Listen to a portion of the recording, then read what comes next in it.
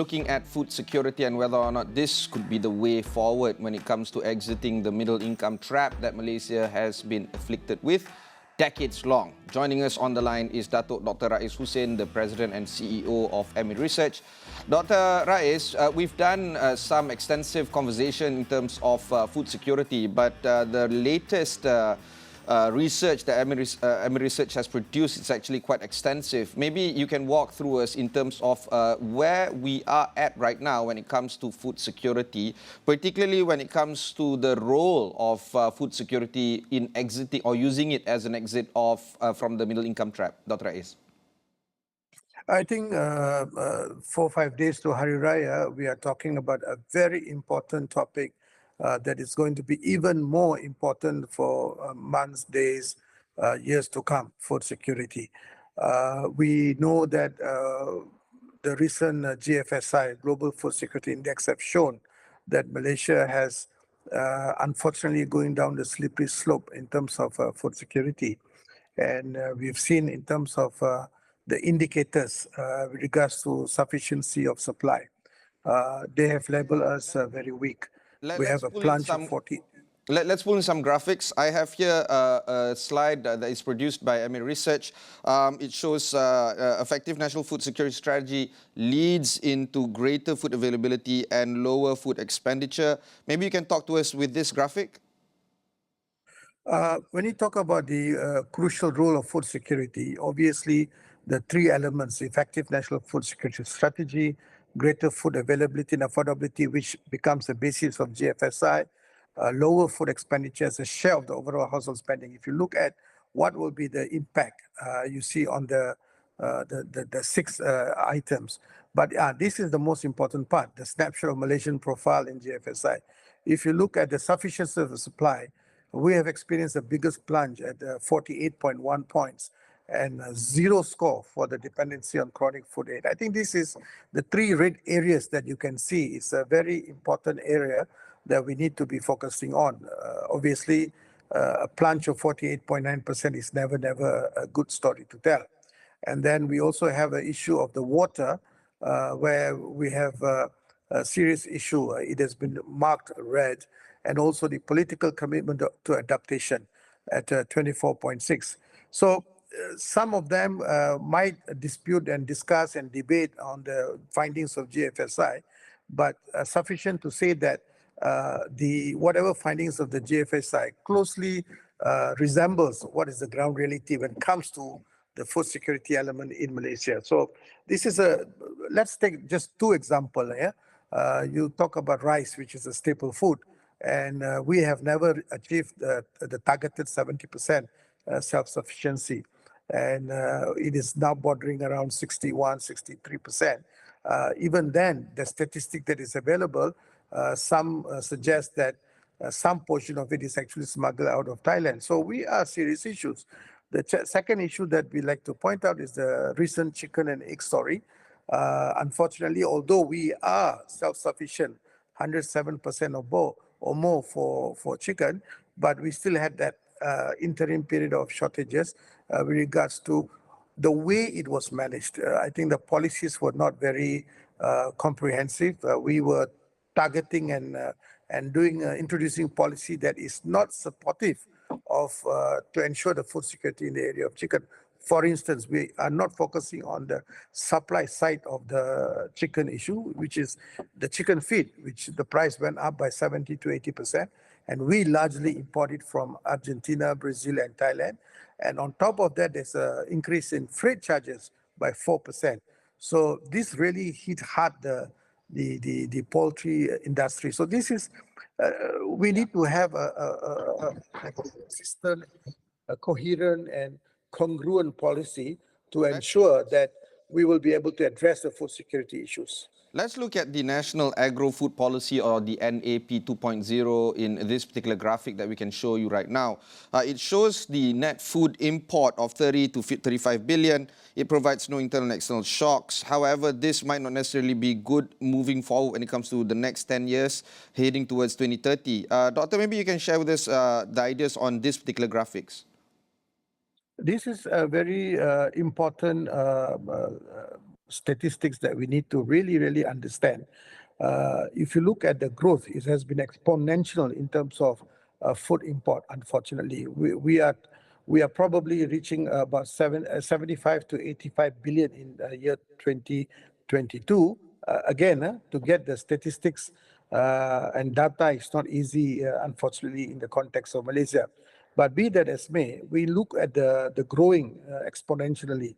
So we are becoming too dependent and reliant on imports to fulfill local demand. Sometimes we talk about local demand in context of just 33 million Malaysian population, but forget not that we have a sizable foreign workers in Malaysia, which is in the range between 5 to 7 million people. So we need to address a 40 million market. So while on one end, the population is growing, both the Malaysians and the non-Malaysians, but our production has not been growing accordingly. And henceforth, we need to import.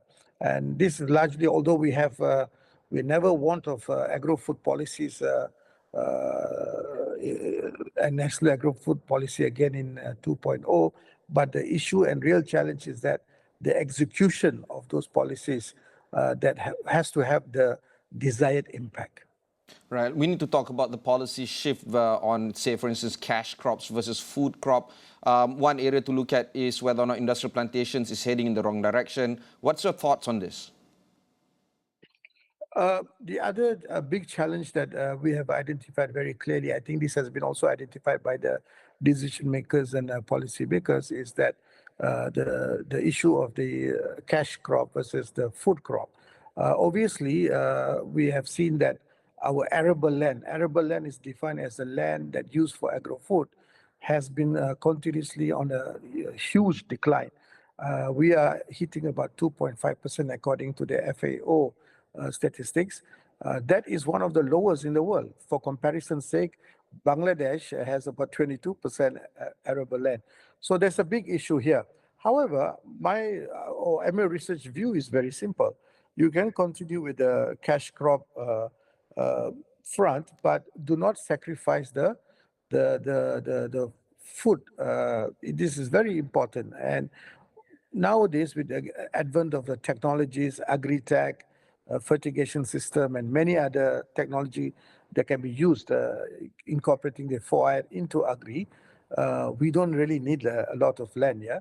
And so many countries like Netherlands, who's the second largest exporter of food in the world behind United States, they have a very small land, not much big land. And what they're doing right, they are employing the 4IR effectively. Look at the arable land as percent of total land area. We are on the decline and other countries are on the increase. So we really need to reassess and recalibrate our agri-food policies to ensure that there will be right amount of land be allocated for the food, agro for food. All right. Like you mentioned in this particular research that you did, the industrial plantations appeared in the early 1900s. However, the development of new plantations on previously forested land are replacing those of old rubber plantations. And this has created an account where industrial tree crops in Malaysia by 1990 and by 2010 is basically oil palm plantations. And this covers 20% of Peninsular Malaysia if you look at that particular graph. But one area that I want to look at is on policy weaknesses or perhaps opportunities to grow our strength in terms of policy.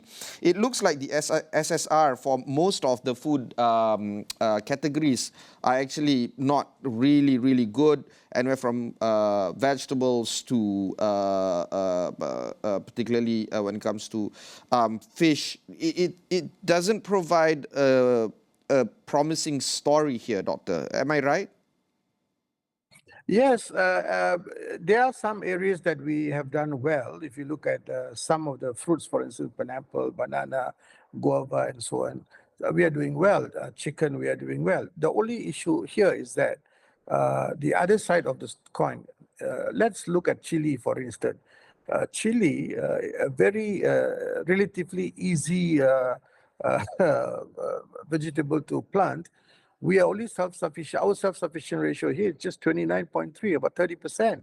We're importing 70% of it. Why is this happening? So I think, can we address that issue? Yes, we can. Do we have the resources? Yes, we do.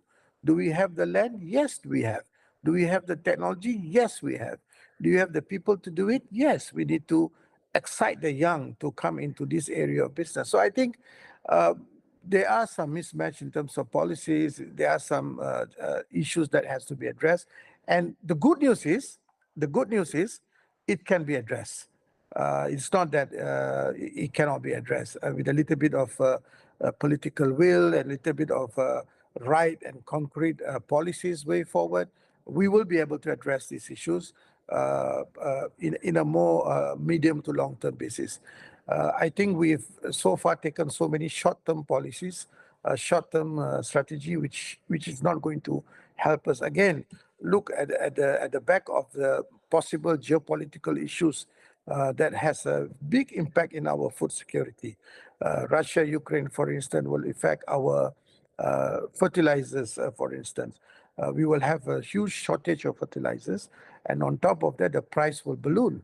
And what happens? It's a double whammy. And anytime this thing happens, the impact of the food, what we call harvest, will be delayed by almost anything between 8 months to 12 months. So this will create shortages in the market as well. So there are many issues, and we need to be vigilant against these geopolitical, regional shocks that we may come in our way. Not forgetting the currency issues and so on. I think it is high time that food security is to be made as a national security agenda and to be accorded a national security status, so that everything relating to food security will have the priority. And this is what happens in many of the countries that is actually doing very well in the GFSI. Doctor, we need to look at some of the major trends regarding food security and management. If we can pull up this particular graphic that shows major trends shaping our national food security strategies, walk through us with this particular slide, Dr. Rais. I think this is one of the most important slides that can be studied and must be implemented as quickly as possible. And these are the 10 trends that we decipher from all the countries that are doing extremely well in the GFSI. I'm not just looking at the Netherlands. I'm not just looking at the Scandinavian countries. I'm not just looking at a country that has huge land base like US or India.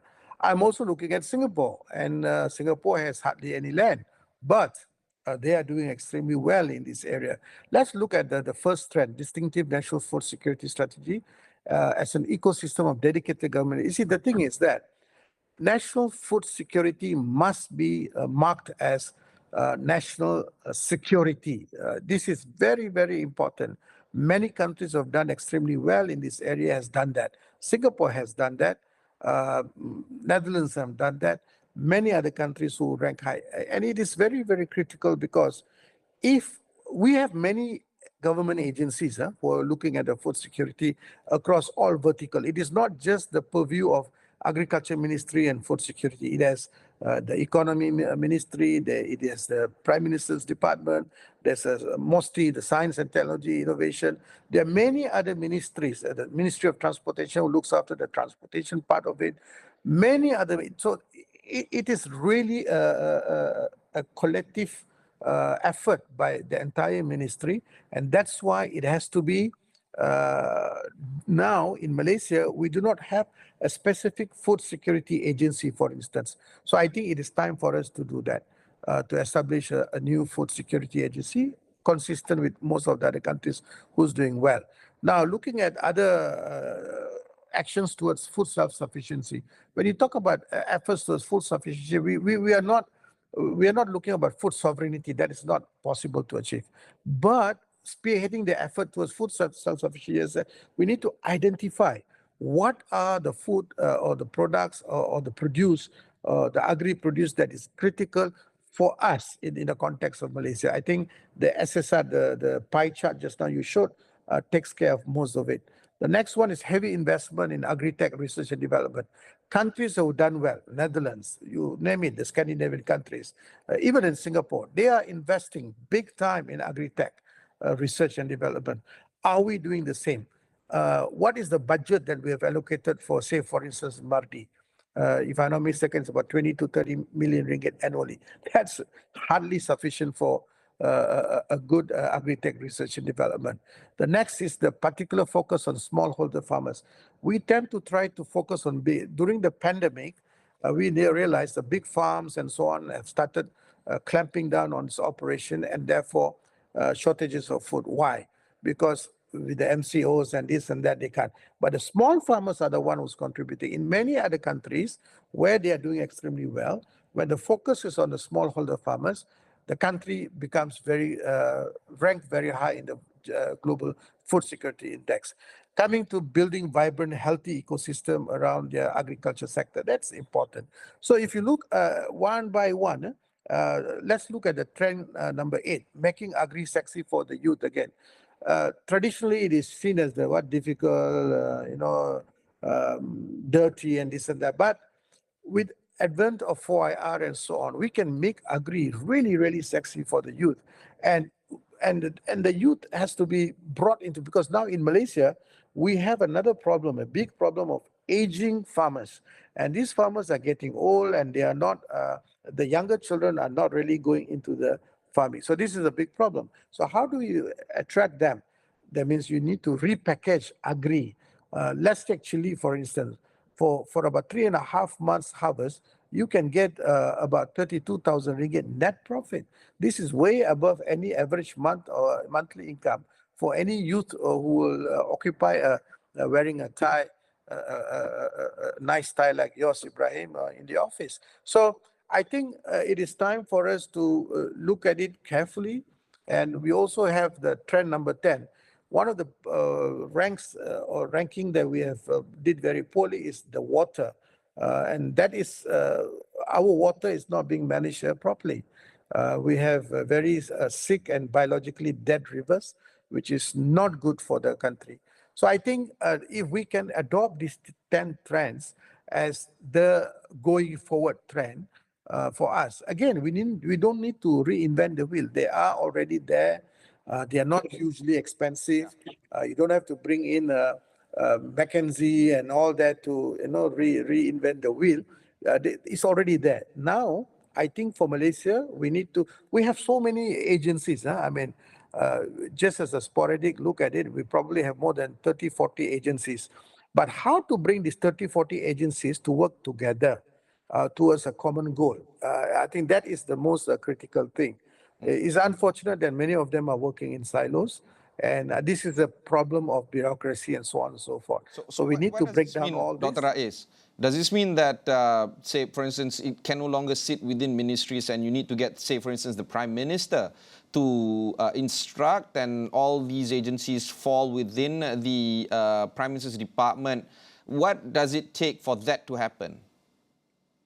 My MA research view is that when we really studied each of the line of this food security spectrum, we found it cannot be just agriculture. Agriculture is just one portion of the entire supply chain.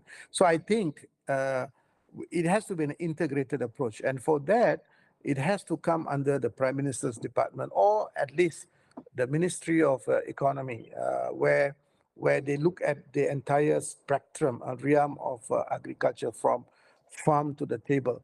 And I think this is very important for us to tectonically change our mindset. We can't say agri, just agri. No, you just have to look at the entire ecosystem. It is encompassing, it's a holistic. So our approach has to be also holistic. It cannot be in silos anymore.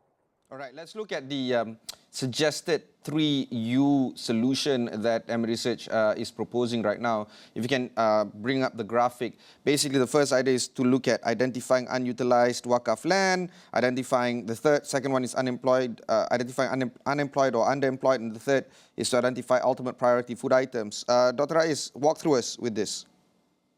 Okay, this is just an example how we can realistically solve the problem, the three U's, right? Unutilized, underutilized, for instance, the Wakaf land. We have a lot of Wakaf land from Perlis to Sabah, and this land is not being productively employed. So what we are suggesting is that look at the 20,000 hectares, for instance, in Perak, or the 10,000, I mean, the hectares and hectares of land that is not been, these are the statistics. Again, for Perak and Johor, we have it because, again, one of the challenges that we face here is that it's not easy to get data. So we try to get the data as much as possible from the published sites and so on. So look, as it stands, it's about 30,000. I think it is understated. But Perak, let's example, 20,225 hectares of land. Guess what? This is from Yayasan Wakaf Malaysia. Guess what? If this land can be used to, for instance, introduce a scheme where Asnaf, the people who are receiving zakat now, to start doing the agricultural effort. Let's take the chili plantation with the fertigation system and so on. And sooner or later, they will be able to harvest enough chili and supply enough to the marketplace, and they will be able to contribute to the zakat. So these are the things that we can do. This is on a very, that is on the unutilized part of the land. If you look at the resources, the second component, we have about 1.2 million underemployed. That means those who have economics degree and have, but unfortunately, washing card. The often quoted B40 is no longer B40. If you look at Prof. Jomo Sundaram's write-up, he's research talking about B70. Because of the global pandemic and global economic situation, many of those in M40 has gone down to the B70, so to speak. So how can we can utilize this unemployed and underemployed people for this particular agriculture? And the third component is that identify the priority, ultimate priority food items. What is the ultimate priority? These are the things that the food that you cannot go without. I think we all agree that without chili we will have trouble. We all agree that cabbage, potatoes, ginger, these are all part and parcel of our ingredient for our food item. So if we take on a very simplistic, low-level, immediate, low-hanging fruit, these are the things that can be done. But it can be done, as I said, you cannot work in silos no longer. You cannot say that one agency under one ministry works like this and they cannot. We need to have an integrated approach. Look at Singapore. There's something called Food Security Agency, and they have the entire spectrum of it. And because of that, things gets moving. And guess what? Singapore, remember, they have very small little piece of land. And their strategies is three. Number one, urban farming, which contributes about 2% of their requirement. Number two, contract farming. They go to Batam Island or they go to Vietnam or some other place, get a land for 25 years, 30 years, and then start, and then for the re-export.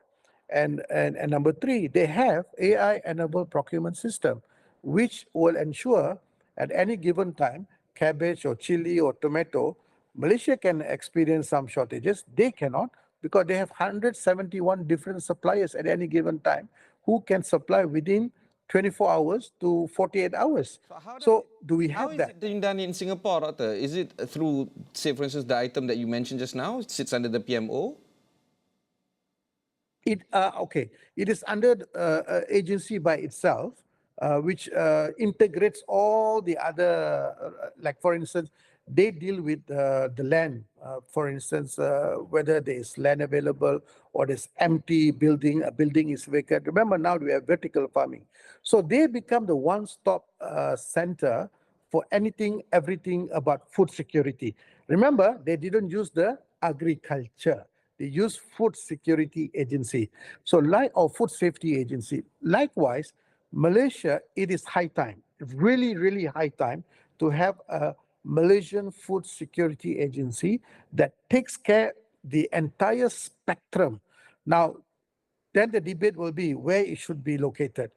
My own personal view is that, or EMIR research view is that it has to be in a ministry that across all verticals.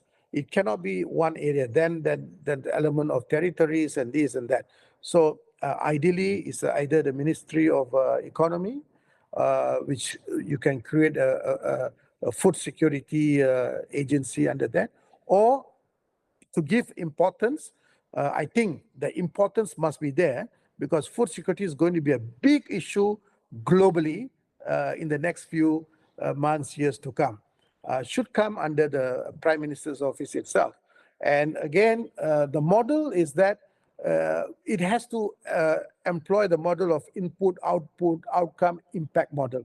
It cannot be somebody young just give the Food Security Agency, give them the budget and spend the budget at will. No, it must have very specific outcome and impact that comes along with the budget has been allocated. And hopefully, they can be self-funding eventually. So I think the models are available. It is not available. We do not want, again, a creation of another agency and a creation of another territories to protect and turf war to do. We do not want that. We need a Malaysian food security agency that will across all verticals, and ideally speaking, it should be parked under either the Prime Minister's office or Ministry of Economy. Again, really don't you think can that always this should have be the within, agency. say, for instance, the Ministry of Agriculture, because that's exactly what people think it is right now, where agriculture creates food, therefore it's more natural to be put in under the ministry, that ministry. You see, that's the traditional thought process because, as I said from the beginning, agriculture is only one small subset or component of the entire spectrum. So we need to put it under a ministry that will make sure that all the spectrum is taken care of. And this I can see only either under the Prime Minister's office or either under Ministry of Economy. Because Ministry of Economy can cut across. Just like, for instance, the Malaysian Digital Economic, MDEC, if it's now parked under the communication and multimedia or digital. But ideally speaking, it should be parked under Ministry of Economy. That's the way that I think, because it cuts across. Digital economy cuts across all verticals. Likewise, food security cuts across all verticals. If you put in one, then there will be a lot of territorial issues that needed to be addressed. And this is a real issue that Malaysia is facing. And we cannot afford to continue doing that. Thank you very much, Dr. Rais, for sharing your thoughts and sharing EMIR Research's view on food security. That was Dato' Dr. Rais Hussein, the President and CEO of EMIR Research. You can find out more about this on the EMIR Research website. Also, find out more about these items on astroawani.com. My name is Ibrahim Sani. Have a great Monday. Have a great week ahead.